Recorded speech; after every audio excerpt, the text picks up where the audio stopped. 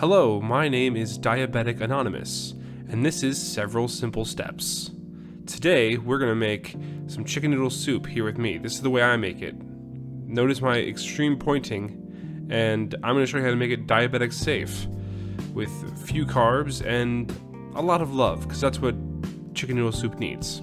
So, hand movements. Let's go. These are the ingredients you'll need. So in this picture you have a bunch of ingredients that I'll list on the screen here. It's very good. You'll want all of these things to get a good whole-rounded soup. Start by chopping up your vegetables. Here I am chopping celery very quickly. Note the speed. Just half-moon pieces here, very simple. Put all those in another separate bowl. Cut your onion in half and cut off the ends. I always save the skins and ends for stock later, but I'm not going to be using stock in this recipe because I'm using a pressure cooker and I don't see it necessary. Roughly chop your onions into kind of like quarter pieces or whatever. Make sure you get all of the pieces of the onion that you need. And then come in with the carrots. Now, you want to shred these up pretty nicely. Skin them down. There you go. And of course, save your ends because that's also good for stock.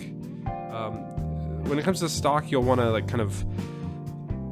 just save pieces of vegetables and stuff like that for a few days when you're making food and dinner and stuff like that. And then on the weekends, I always kind of just make myself a good batch of stock. But of course, I'm not going to be using stock in this one, like I already said.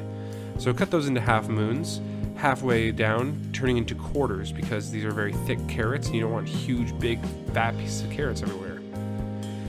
Then you're going to come in here with a parsnip. Now, parsnips are good and peppery, so you'll want to take the skin off of those, like you did the carrot, but you're going to want to cut them much finer. So cut that in half, and then cut that in half, and into quarters. Very small little quarter pieces, so they kind of become an accent instead of an actual, full-on flavor, because it's very strong, pungent flavor. Now, you're going to want to cut the big piece of it down into, what are called little fingers, and cut those into small pieces as well, and then just dash those into your little bowl with all the other vegetables.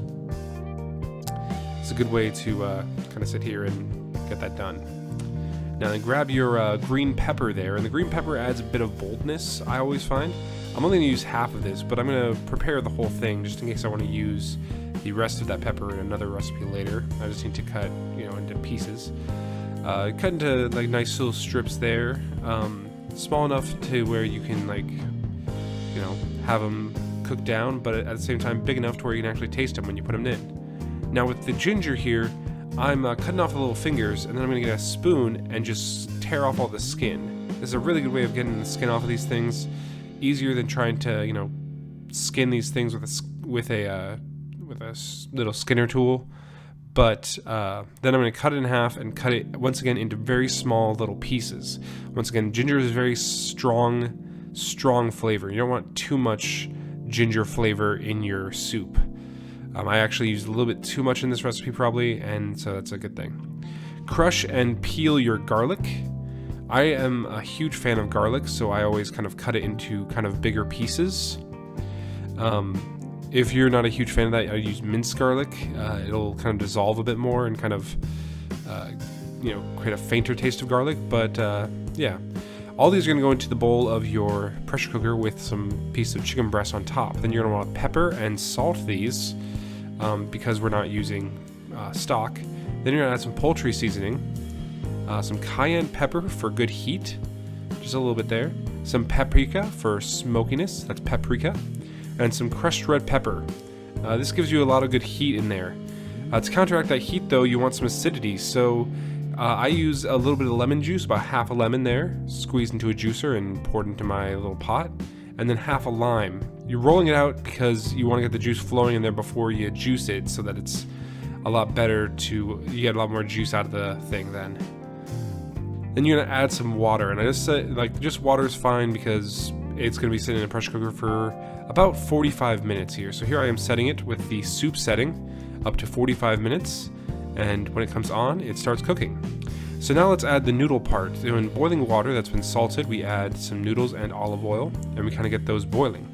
After they're done, in about 10 minutes, we strain them through a strainer and add a bit more olive oil so they don't stick together, and just toss them lightly so that's all combined. Release the steam from your steamer, And see the cat in the background. He's very hungry, so I'm going to feed him while this is going. There he goes.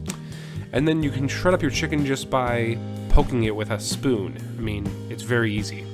Now this is very hot stuff, so you're going to want to add your noodles in at this stage, and they're going to kind of finish cooking here in the soup.